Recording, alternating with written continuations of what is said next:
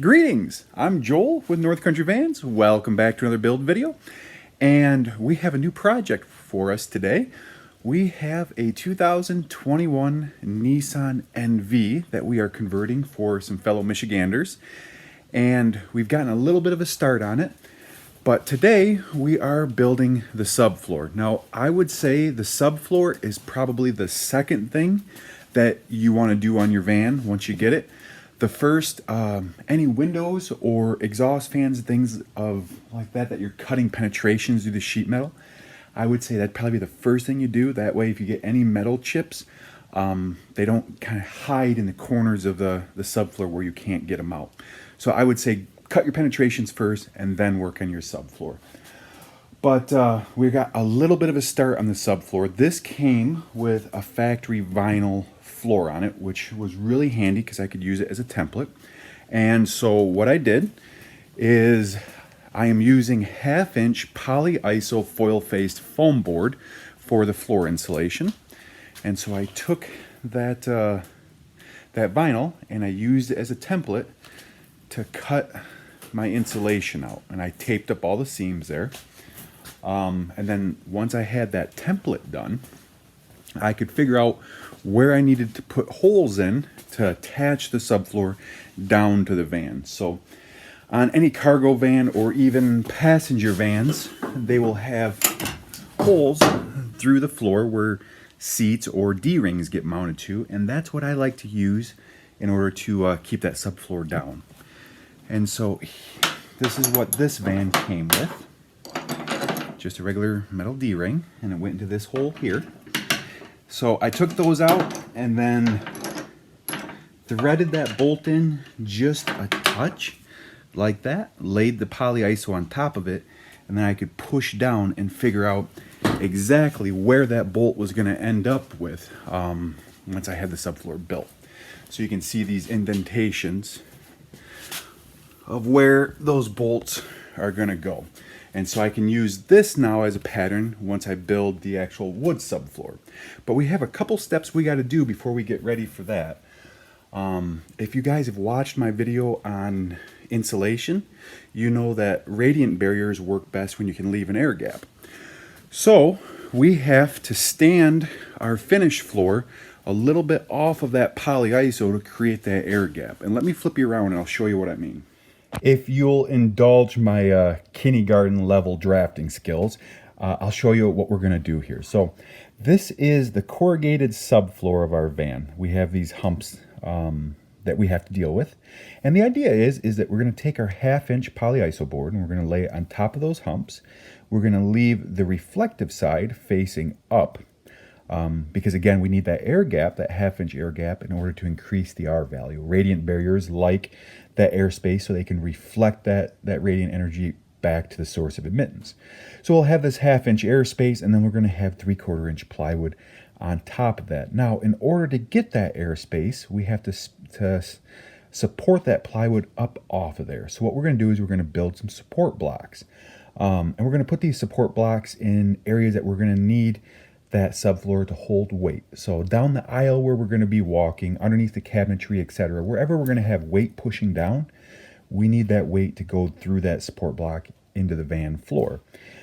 Especially critical is any point that we're going to put a bolt down to secure that subfloor, we need to have a support block directly underneath that. Because if we don't, we start torquing that bolt, we'll actually bow the subfloor down. And then that's going to decrease our airspace, but more importantly is as we start putting cabinetry on top of it, we're going to see that big bow there, and it's going to look nasty and it's not going to be very strong. So anywhere we're going to put a bolt through that floor, that's where we're going to put a support block. So let me take you over to the van and I'll show you how we figure out what size of support block we need.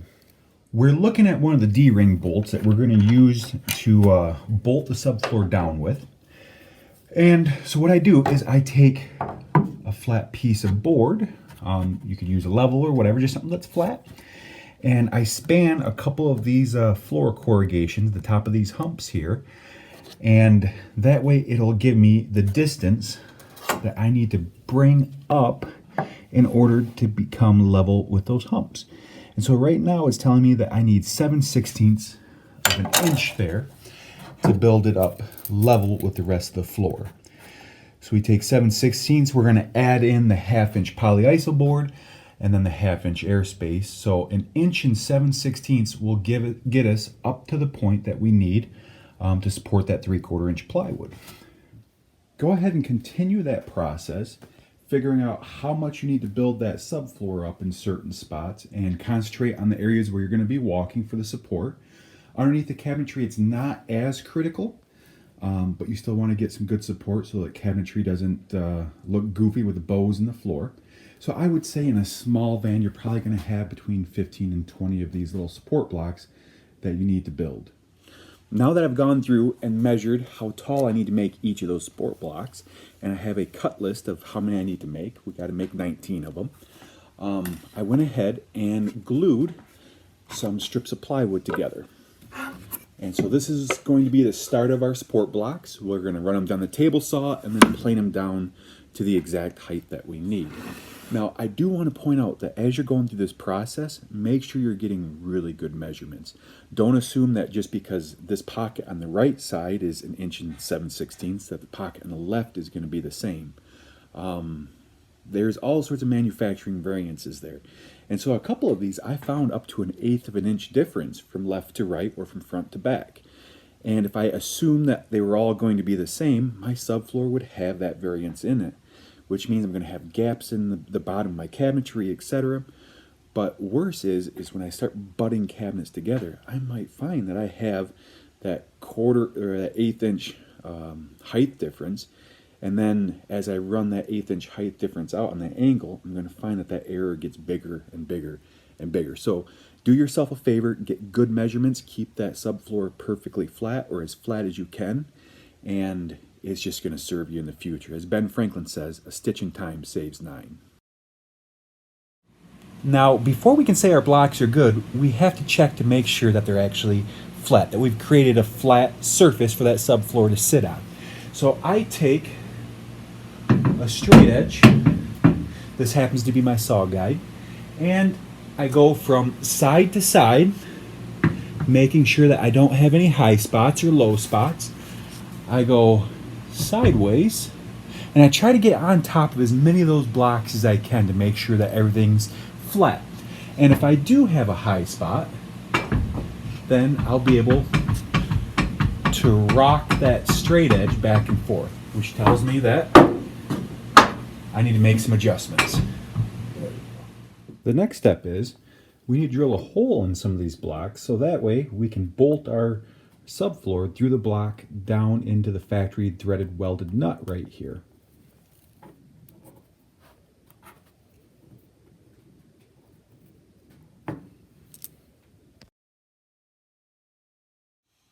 The last thing that we have to do before we can say our support blocks are done is we're going to glue them down. Now I'm using Gorilla Glue for this, and it's important to note though that this isn't really for support or adhesion. This is really just to keep these blocks in place as I'm kind of moving stuff around in here.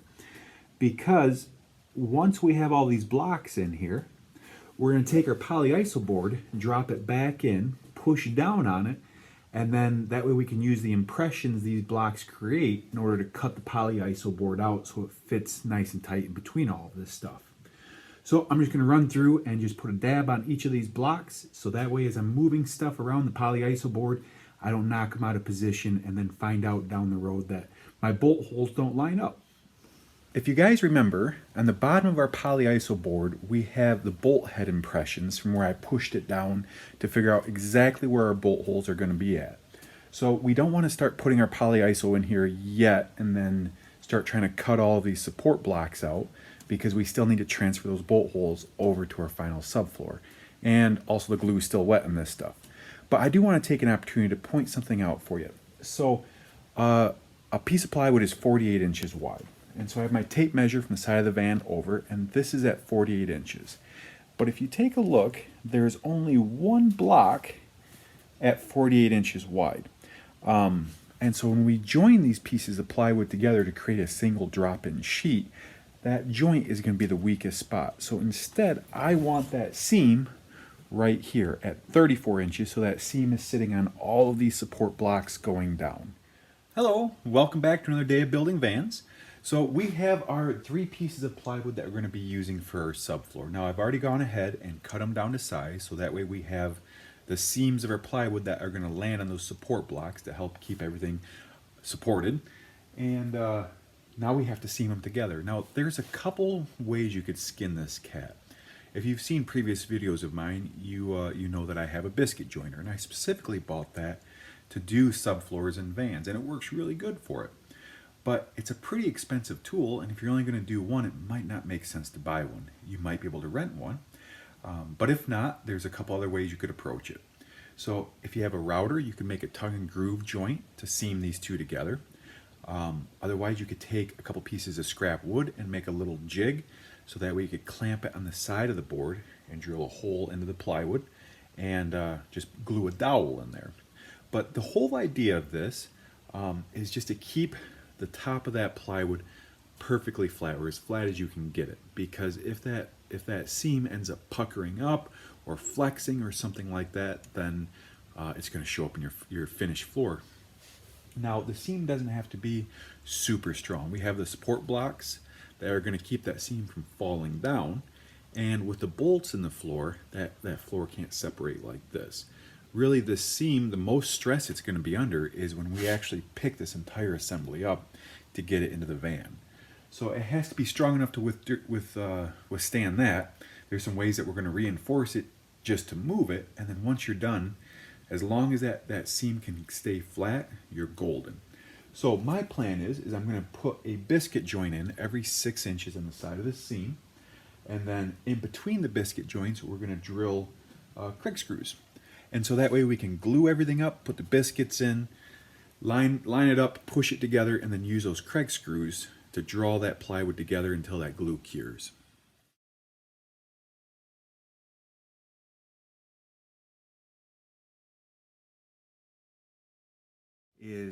Our plywood is bowed, and that's plywood. Plywood, you'll never find a piece that's just completely flat, so we're going to have to deal with it. And you can see on the far edge over there where it kind of comes up over that piece, and here in the middle it falls below. So if you're dealing with some plywood that has a good bow to it, it's a good idea to put that bow in the middle, because we're going to bolt on the sides here down to the van floor. So if we put the bow in the middle, that's going to be the first point it contacts with, and then that sheet of plywood will flex and flatten out as we put pressure on the edges here. If we did the opposite, we'll have a good hump in the middle. So a good idea to put the bow in the middle, facing down like that. But in order to join these two together, we have to have a perfectly flat surface to get those biscuits to slide in, because they all have to slide in almost simultaneously. So what I'm going to do is I'm going to take these little aluminum L brackets, and I'm going to place them right where that biscuit's going to join those 2 pieces of plywood like that. And then those holes are cut so that they don't interfere with that biscuit. You don't want to have them too close together, otherwise that biscuit, when you push it in, will contact it, and you'll wonder why you can't get those 2 pieces together.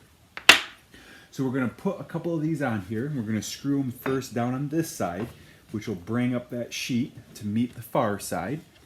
And then we're going to put our biscuits in, glue them all in there, run a strip of glue right down the middle, and then start sliding it together. We have our persuasion stick ready to go.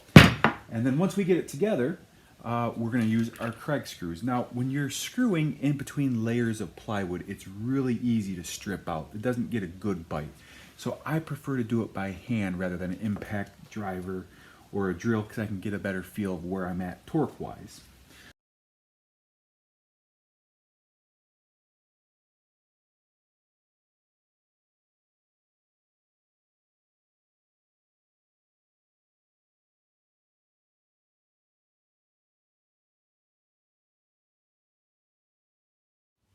With our polyiso face down and our bolt hole impression right here, we're going to take a small drill bit, we're going to get right exactly middle in that bolt hole and poke it through to the other side of the polyiso.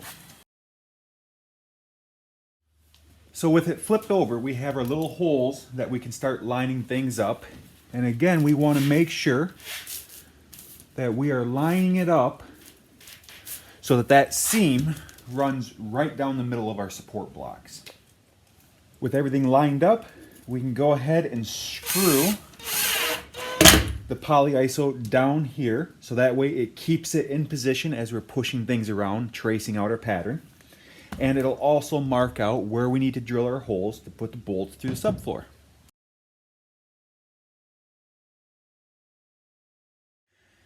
Next, use a couple pieces of plywood to distribute your weight across those support blocks. That way you can push the polyiso into them and create those impressions. Then go through and cut out those impressions that you just created. So we have our polyiso installed.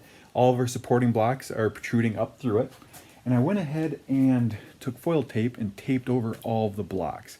And that's going to serve two purposes. One, it's going to stop that polyiso from moving, so we're not going to hear the squeaking. And two, it's going to maintain the vapor barrier of that polyiso. We don't want to get moisture below this insulation where it can condense on that cold van floor. And I have our subfloor cut out, so that's getting closer. And next what we're going to do is we're going to drill the holes for the bolts to protrude through the subfloor down in the van body. They're M8 bolts, which is close to a 5/16 drill bit, but I'm going to use a 3/8 bit. That way I have a little bit of wiggle room because it's going to be next to impossible to have those bolt holes lined up absolutely perfectly. And then we're going to use fender washers to help distribute that force along that plywood. And you see the circle that I've drawn, that's a little bit bigger than that washer. We're going to use a plunge router and router that out, so that way we can recess that bolt head down into the subfloor so it doesn't get in our way. So I'm going to get this done and we'll go from there. So we have one more step that we have to do before we can drop this subfloor in the van. And that is, we need to clean this joint up. And you can see I have a bunch of glue boogers on it, and these are actually quite large. They're dried hard, and if I put my final floor on top of that, I will definitely feel that as I walk across. And I have some areas on this where they didn't line up perfectly, and I just want to clean that up. So you have a couple ways you could try tackling this. You could try sanding it down. It's going to take you a long time. This will tend to clog up your sandpaper. You can try chiseling it, but you might gouge into it. So instead, I'm going to use my personal favorite tool, which is a Stanley number 220 block plane. Now these are pretty cheap. They're kind of junk out of the box. The blades are dull on them, and the shoe isn't necessarily the flattest. But if you spend some time and really get that blade sharp and flatten that shoe, they work amazing. And they're such a handy tool to have. This is one tool I'll say I highly recommend you buy. For knocking things down like this, it makes pretty quick work of it. And there's all sorts of other uses for it. If we make that blade a little more aggressive, and let's say we want to round over an edge,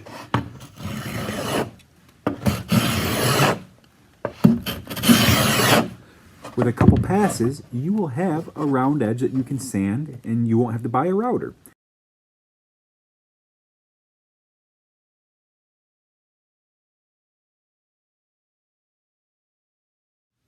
Hello. So as you can see, we have the subfloor in there, and like a dummy, I forgot to hit the record button when Shannon was helping me get this in there, but it's a pretty easy process. The only thing that I'll say is that polyiso board can withstand 25 pounds per square inch of weight pushing down on it. So if you're heavy like me and you try walking across it, you're going to crush it. So to get this plywood in here, I took a couple planks and set them in there to help distribute my weight. That way I could walk across that polyiso without crushing it down. And then I went ahead and bolted the subfloor in to those little router out holes that we made. And those are M8s, and I like to use stainless bolts just because they're exposed on the bottom. And if you ever need to get this off and you use just a regular steel bolt, it might be rusted up pretty good. And also I like to throw some thread locker in there.